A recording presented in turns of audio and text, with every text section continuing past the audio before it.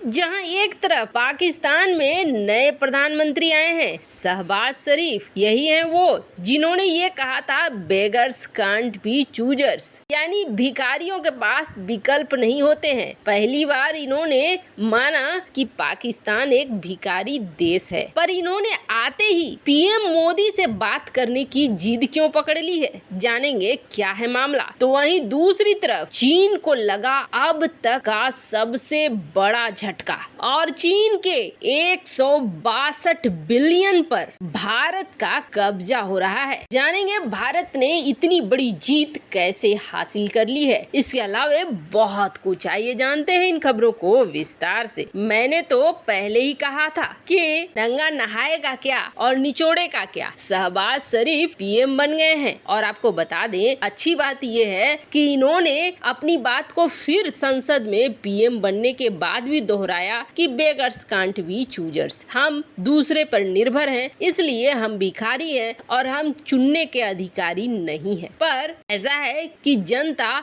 शहबाज शरीफ को इस बात पर बिल्कुल लताड़ रही है। जहां एक तरफ ये हो रहा है तो वहीं दूसरी तरफ इन्होंने कई बड़ी बड़ी बातें कह दी। वैसे तो अभी तक इन्हें अमेरिका का फोन नहीं आया है, लेकिन शहबाज शरीफ आते ही ये कह रहे हैं कि हम आटे का दाम भी गिराएंगे और सरकारी लोगों के वेतन में 10% की बढ़ोतरी भी करेंगे। लेकिन आएगा कहां से ये पैसा? पाकिस्तान की अर्थव्यवस्था काफी बुरे दौर में है। बतौर प्रधानमंत्री नेशनल असेंबली में अपने पहले भाषण में खुद शहबाज शरीफ ने ये कहा कि पाकिस्तान बदकिस्मती से तारीख का सबसे बड़ा बजट डेफिसिट का सामना कर रहा है। महंगाई यहाँ सबसे हाई लेवल पे है। 60 लाख लोग बेरोजगार हो चुके हैं। 2 करोड़ लोग गरीबी रेखा के नीचे हैं। ऐसे में लदे हुए कर्ज को भी चुकाना है। खस्ता हाल अर्थव्यवस्था में कर्ज की किस्तें कैसे चुकाएगा पाकिस्तान? उसके बाद भारत भी तो खड़ा है। पड़ोसी देशों के साथ संबंध कैसे सुधरेंगे? इमरान खान के कार्यकाल में भारत और पाकिस्तान के बीच काफी संबंध खराब हो गए, ये कहना है शहबाज शरीफ। वैसे आपको बता दें इमरान खान ने भारत के लिए बहुत अच्छे काम किए। 370 का लागू होना हो, बालाकोट स्ट्राइक हो, सब कुछ बड़े आराम से भारत ने कर दिया। वैसे शहबाज शरीफ भी कुछ खास उखाड़ नहीं लेंगे, लेकिन इमरान खान के साथ अच्छी बात ये थी कि इमरान खान अमेरिका के खिलाफ बोल रहा था और जितना वो अमेरिका के खिलाफ बोल रहा था उतना ही भारत के लिए फायदा हो रहा था। अभी वैसे भी अमेरिका को भारत की जरूरत है। ऐसे में बहुत ज्यादा फर्क नहीं पड़ता है कि पाकिस्तान में कौन बैठा हुआ है। पाकिस्तान की संसद में शहबाज शरीफ ने भाषण देते हुए ये जरूर कह दिया कि हम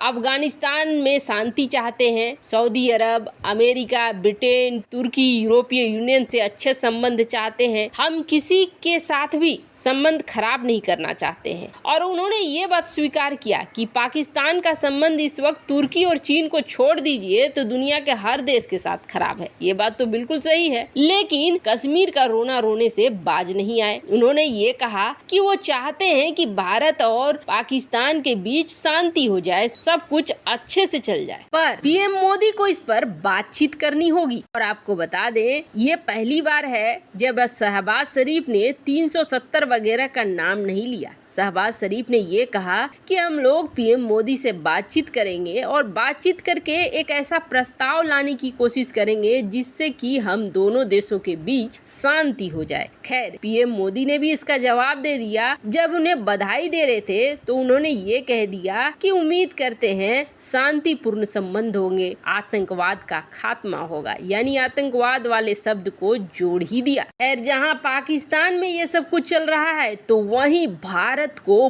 बहुत बड़ी जीत मिली है और भारत करीब 600 बिलियन से ऊपर कब्जा करने को जा रहा है। ये जो आप देख रहे हैं ना, इस मैप में आपको दिखेंगे वो देश जो दवाइयों का व्यापार करते थे और इसमें यूरोपीय यूनियन की जहां 26% की हिस्सेदारी थी, अमेरिका की सबसे ज्यादा 28% की, कनाडा की भी 2% की थी और बाकी दुनिया की 13% और चीन की थी 13%। उस समय भी भारत 5% ज्यादा था, 18%। लेकिन ये मैप और ये मामला तब का था जब महामारी नहीं फैली थी और चीन इसे और भी ज्यादा बढ़ाना चाह रहा था। अब चीन के पास ये ताकत थी कि चीन इसे बढ़ा सकता था। कारण क्या था? ये तो उन दवाइयों का व्यापार है जो दवाइयां बनकर तैयार हो गई हैं, लेकिन जो रॉ मटेरियल होता है, जो कच्चा माल होता है, वो दुनिया के ज्यादातर देशों पर करीब 70% की हिस्सेदारी है इन रॉ मटेरियल को दुनिया में भेजने की चीन की। और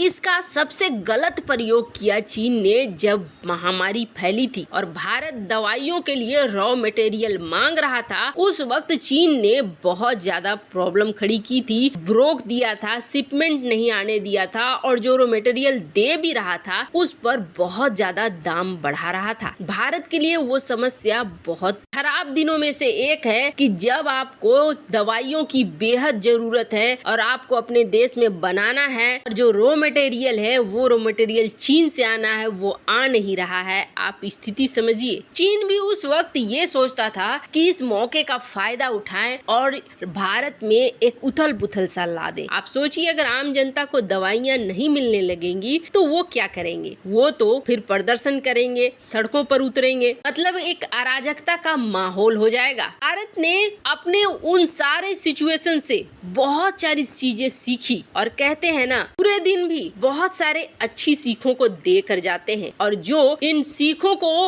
आधार बनाकर आगे बढ़ता है वो जीतता है। और भारत की इस बार किस्मत ने भी बहुत अच्छा, बहुत तगड़ा वाला साथ दिया है। भारत के लिए समस्या ये थी कि रॉ मटेरियल चीन से आएगा और अभी समस्या ये हो गई कि सबसे पहले चीन के हुबई प्रांत पे लग गया लॉकडाउन। हुबई प्रांत, वुहान, वो एरिया है चीन का जहां पर से ये बहुत बड़ी मात्रा में रॉ मटेरियल को बनाते भी हैं और मेडिसिन को भी बनाते हैं, दुनिया भर में इसकी सप्लाई करते हैं। चीन यहाँ बंध गया और चीन का सपना था 651 बिलियन डॉलर के इस व्यापार पर कब्जा करना, पर यहाँ अब भारत आ गया आगे। भारत अब तक तो अपने मेडिसिन का निर्यात बाकी देशों में करता था, भारत ने सबसे पहले फोकस करना शुरू कर दिया अपने ही आसपास के पड़ोसियों पर। आप देखेंगे पाकिस्तान भारत का दुश्मन है, लेकिन वो भी भारत से बल्क में दवाइयाँ खरीदता है और अब तो रूसी मार्केट भी भारत के लिए तैयार हो चुका है। इसके अलावे भारत ने